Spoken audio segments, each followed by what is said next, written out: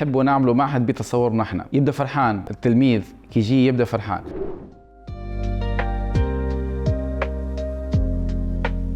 خطوة الانتقال من منصة افتراضية على الانترنت إلى معهد هي خطوة كانت لازمة، الحقيقة احنا خذينا وقتنا باش عملناها، علاش كانت لازمة؟ لأنه ديما نلقاو الضغط بتاع قراية كبير على الآخر في المعهد، مما يأثر على التلميذ من بعد كي نزيدو نقريو احنا في الليل، مما يأثر على أصلا نفسيته وسلوكياته وكل شيء.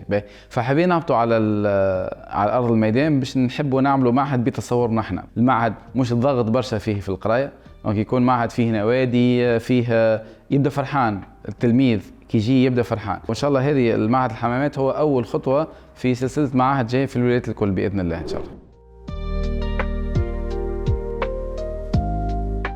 المقاربه اللي في المعهد انه باش يكون مجهز باحدث ما فما في تكنولوجيا التعليم في العالم، ونقول في العالم بملء الفم معناها، مش فانا باش نشوفوا احنا ان شاء الله افضل ما موجود في التكنولوجيا في التعليم ونجيبوه لهنا ان شاء الله. احنا الهدف تاعنا نخرجوا جيل سوي، كلمة سوي تشمل كل شيء معناها، تشمل باهي في القراية، عنده معلومات، القراية مش ماخذها كقراية في يجيب نوتات، لا كثقافة عامة كتكوين شخصي وكذا، مش ركزوا برشا كما قلت على النوادي، لكن هذا الكل باش يكون ما يسمى داتا دريفن، معناها مبني على إحصائيات علمية وفق التكنولوجيا. مثلا نلاحظوا تلميذ ديما عنده نهار الخميس يجيب مخر، وهذه تطلع لنا في الداشبورد، فهمت؟ نشوفوا شنو المشكلة، نفضوا له المشكلة، معناها كل القرارات اللي باش ناخذوهم ان شاء الله وفق الداتا المعطيات اللي باش نجمعوهم من خلال سير العمل في الحصة وسير الحضور والغياب وكل ما باش تعملوه من تكنولوجيا باش نستغلوه لأخذ قرارات مناسبة لإن شاء الله إنتاج جيل سوي.